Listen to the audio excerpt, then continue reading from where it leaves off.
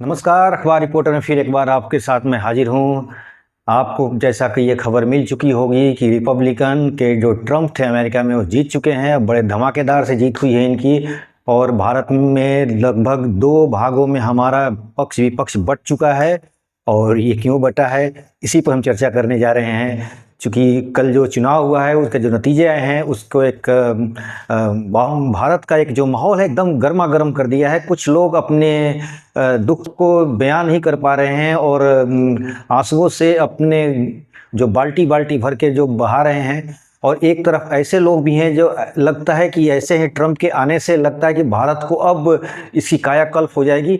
मैं ये कहना चाहता हूं कि आपको थोड़ा सा वेट करना होगा, क्योंकि अमेरिका की पॉलिसी एक अजीब तरह की पॉलिसी होती है और इसको समझना आसान नहीं होता, क्योंकि अमेरिका अपना कहते हैं ना कि लास्ट मोमेंट में वो अपना पॉलिसी को चेंज करता है। ट्रम्प भारत के प्रति अभी क्या रुख अपनाए, आगे इनकी क्या नीतियां होंगी, इसके बारे में अभी हमें थोड़ा सा विराम लेकर और धीरे धीरे मतलब वॉच एंड वेट के हिसाब से हमें ये देखना होगा। चूँकि ट्रम्प ने कुछ ऐसे उनका स्टेटमेंट है, और पीछे का जो रिकॉर्ड देखा जाए ट्रम्प का, तो उसे ठीक है, पीछे का रिकॉर्ड में भारत के साथ उनका संबंध अच्छा था और आगे भी उम्मीद है कि ऐसा कि अच्छा रहेगा। लेकिन चूँकि नीतियों के मामले में जो थोड़ा वो टफ हैं, और जैसे भारत के जो प्रवासी यहाँ पर काम करते हैं, उनके खुद टेक्नोलॉजी उनके जो डिपार्टमेंट्स है उसमें वो काम करते हैं, सॉफ्टवेयर वगैरह में काम करते हैं, तो उसमें उनकी नौकरियों को खतरा आने वाला है, जैसा कि उनके बयान लगता है। अगर वो उस पर कायम होते हैं तो, क्योंकि वो चुनाव में अपने वादे में बड़ी जोर जोर से इस बातों को उठाया कि अमेरिका फर्स्ट, और हम इस तरह की नीतियां बनाएंगे जो अमेरिका के हित में होगा। तो इससे भारत को अभी सोचना होगा कि अभी ज़्यादा खुश होने की ज़रूरत नहीं है, क्योंकि हमारे बहुत सारे जो भाई बाहर काम करते हैं उन पर सीधा इफेक्ट पड़ने वाला है। दूसरा ये कि जो उन्होंने एक और अच्छी बात बोली है, जो आगे उसका रिजल्ट कैसा आएगा अभी तो क्लियर नहीं है, लेकिन फिर भी मान के चलिए कि उन्होंने कहा कि युद्ध नो वॉर, मतलब उन्होंने वॉर के बारे में कुछ बोला है। तो वॉर से लगता है कि यूक्रेन की जो लड़ाई और रूस की लड़ाई जो चल रही है उसमें कुछ विराम आने की संभावना है। लेकिन मैं फिर भी कहूँगा कि अभी उत्साह दिखाने की ज़रूरत नहीं है, अभी वेट करना होगा। अमेरिका के कुछ अभी गिनती भी पूरी नहीं हुई है, तब से हम उनको एक तरह से ये लगाना शुरू कर दिए कि अमेरिका अब भारत के प्रति बहुत अच्छी नीति बना लेगा। ऐसा कुछ नहीं है, अभी जनवरी में उनका कार्यकाल शुरू होगा। लेकिन जैसे कि उनको सारे कयास इसलिए लगाए जा रहे हैं कि जैसा कि उन्होंने अभी दिवाली पे उन्होंने बोला था कि बांग्लादेश के बारे में बोला था कि वहाँ पे हिंदुओं को प्रोटेक्ट करना है, हिंदुओं को मतलब हिंदू के फेवर में कुछ बोला था उन्होंने। और इससे बांग्लादेश के लोगों को थोड़ा चिंतित होना चाहिए। वहाँ के जो खास तौर पे सरकार में जब नए नए बने हैं वे लोग, मोहम्मद यूनूस हो या इस तरह के लोग, को थोड़ा चिंतित होना चाहिए, क्योंकि वो एंटी ट्रम्प आदमी थे और ट्रम्प इस बात को जरूर भूले नहीं होंगे। तो अभी कहने का मतलब ये है कि अभी हमें कोई भी चीज़ उत्साहवर्धक तरीके से अभी नहीं देखना है, हमें बहुत बैलेंस तरीके से सोचना होगा। कुछ मीडिया पर आने वाले लोग जो बड़े पत्रकार हैं, वो लोग विपक्ष को आस्तीन की साफ बोल दे रहे हैं। कुछ लोग उन्हें देश विरोधी कहते हैं, मैं ऐसा नहीं मानता हूँ।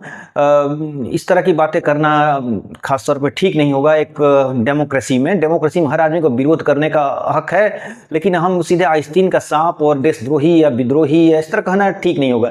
सबका अपना अपना राय है, सब अपनी अपनी राय दे सकते हैं। डेमोक्रेसी में सबको बोलने का हक है, वो भी अपना बोल रहे हैं। हो सकता है कि उनको डेमोक्रेट से उनको ज़्यादा लगाव हो, अपना उनका रीजन हो सकता है कुछ भी। लेकिन फिर भी मैं ये कहना चाहूँगा कि अभी हमें वेट एंड सी, वॉच वाले मूड में होना चाहिए। अभी हमें देखना होगा कि उनकी अभी क्या रिएक्शन होता है। जनवरी के बाद असली क्लियर होगा कि कहानियाँ कि ट्रम्प क्या करेंगे और कैसे करेंगे।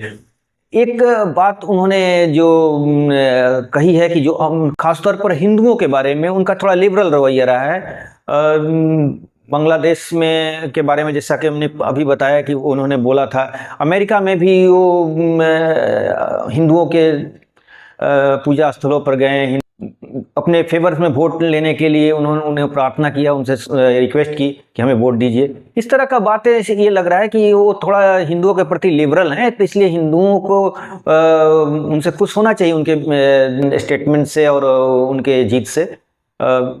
लेकिन सबसे ज़्यादा नुकसान अगर हो सकता है तो चाइना का हो सकता है, क्योंकि ट्रंप एंटी चाइना है, चाइना के खिलाफ अक्सर कुछ ना कुछ पिछले जो उनका कार्यकाल था उसमें बहुत कठोर एक्शन लेते रहे, लेकिन इसमें भारत को भी नुकसान होने वाला है।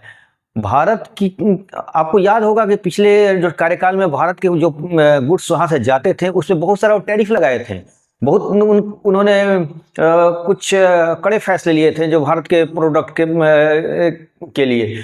तो इसलिए अगर कहीं इससे ज़्यादा वो आगे बढ़ गए तो भारत को तो व्यापारिक रूप से नुकसान होने वाला है, इसमें कोई दो राय नहीं। वो कहते भी है कि अमेरिका फर्स्ट, वैसे मोदी जी भी कहते हैं कि इंडिया फर्स्ट, दोनों फर्स्ट में अगर देखा जाए तो प्रतिस्पर्धा होगी ही, और इसमें कोई दो राय नहीं है। मोदी जी भी एक राष्ट्रवादी हैं और अपने इंडिया फर्स्ट की बातें करते हैं, अच्छी बात है। लेकिन जो सबसे बड़ी चीज़ है कि जो उन्होंने भारतीय सामानों को अगर बैन करना शुरू किया या उस पर कुछ रोक लगाना शुरू किया तो इससे भारत का व्यापार पर असर पड़ेगा ही पड़ेगा। दूसरा चीज़ कि पाकिस्तान की नीति के बारे में अभी अमेरिका ने कुछ खुला नहीं है, चाहे ट्रंप ने भी अपने कुछ कार्यकाल में कुछ खास नहीं बोला है, जो अभी इलेक्शन पीरियड चल रहा था, इसलिए अभी असमंजस हुआ वाली स्थिति है कि क्या नीति होगी। तो इससे अभी इस अमेरिका और पाकिस्तान के रिलेशन के बारे में हमें अभी वॉच करना होगा, अभी देखना होगा कि उनका क्या अभी स्टेटमेंट आता है या क्या उनकी नीतियाँ बनती है आगे भविष्य में, इस पर विचार करना होगा हमें।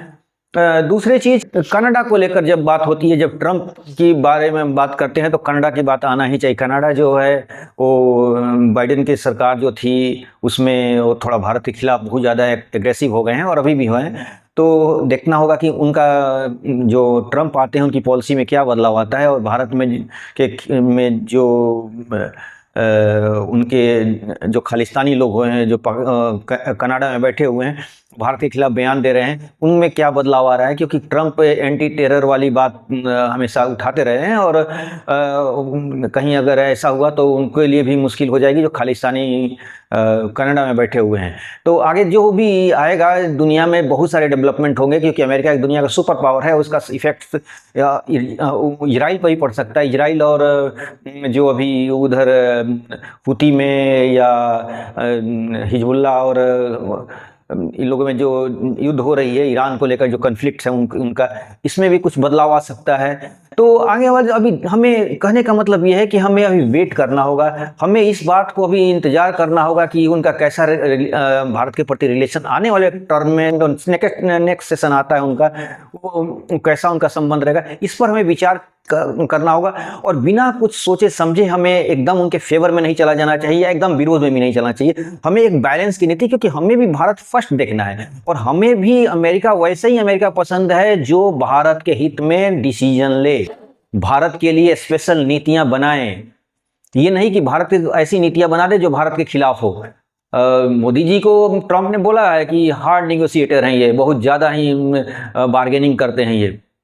तो मोदी जी भी एक राष्ट्रवादी हैं और वो भी अपने पीछे पैर नहीं खींचेंगे और अमेरिका भी नहीं खींचेगा। तो इसमें अब देखते हैं कि कौन ज़्यादा बैलेंस बनाता है और कैसे बैलेंस बनता है। तो मैं यही कहना चाहूँगा सबसे कि जितने विपक्ष के लोग हैं या पक्ष के लोग हैं वो आपसी विवाद इस अमेरिका चुनाव के लेकर आपसी संबंध न खराब करें। और मैं मीडिया पर्सन से भी कहना चाहूँगा कि आप लोग कम से कम वेट कीजिए, अभी तुरंत अनुमान लगाना ठीक है, आजकल व्यूअर्स का ज़माना है और आदमी वही बोलता है जो व्यूअर्स को पसंद है, लेकिन हर चीज़ उसी से नहीं होता है, कुछ सच्चाई भी बोली जाती है। अब के विपक्ष को हम आस्तीन के सांप बोल दें या देशद्रोही बोल दें तो ये भी ठीक नहीं है। सबकी अपनी अपनी पॉलिसी है, सबकी अपनी अपनी आइडियोलॉजी है, सब अपने आइडियोलॉजी पे काम कर रहे हैं और हमें इस पर ही विचार करना होगा। हमें ये नहीं कि सीधे एकदम विपक्ष पर अमेरिका के चुनाव को लेकर अपने विपक्ष को, अपने ही देश के लोगों को उंगली उठाना शुरू कर दे, ये गलत बात है। हाँ, ये जरूरी है कि पिछली सरकार में भारत के सरकार को अस्थिर डिसबैलेंस करने के लिए कुछ लोग जो जॉर्ज सोरेश हैं या कुछ ऐसे लोग हैं, वो यहाँ पर कुछ फंडिंग वगैरह के आरोप लगा था उनके ऊपर कि वो लोगों ने भारत के चुनावों को प्रभावित करने या भारत में कुछ उपद्रव कराने की कोशिश की है। खैर ये तो जांच का विषय है, एजेंसियाँ इसके बारे में सोच रही होंगी, बिना जाने समझे हम कुछ नहीं बोल सकते हैं क्योंकि हमारे पास इसका कोई एविडेंस नहीं है। कि उन्होंने इस तरह का किया कि नहीं किया था, लेकिन जैसा अनुमान लगा रहा था, जो भी मैं बोल रहा हूँ मीडिया के थ्रू जो आया रिपोर्टों के आधार पर बोल रहा हूँ। मेरे पास कोई ऐसा एविडेंस नहीं, इसलिए मैं इस पर कोई टिप्पणी नहीं करूँगा। लेकिन ऐसा अनुमान लगाया जा रहा है कि ट्रंप के आने के बाद ऐसी जो तत्व हैं शायद उन पर लगाम लगे और ट्रंप इस पर क्या एक्शन लेंगे। तो कहने का मतलब ये है कि अभी हमें वॉच करना होगा, हमें देखो और इंतजार करो वाली नीति पर अपनानी होगी। अब आगे देखिए क्या होता है। ट्रंप आएंगे जनवरी में, उसके बाद वो क्या डिसीजन लेते हैं। तो जो कल उनका जो चुनाव जीतने का लोग खुशियां मना रहे हैं या विरोध कर रहे हैं, तो ये चीज़ बैलेंस के तरह होना चाहिए, ना कि विरोध में के नाम पर सिर्फ विरोध होना चाहिए। तो इसी के साथ ही बहुत बहुत धन्यवाद। आपसे उम्मीद है कि हमारे साथ आप जुड़े रहेंगे। मेरे चैनल को थोड़ा लाइक कीजिए, सब्सक्राइब कीजिए और थोड़ा प्रमोट कराइए। Thank you very much.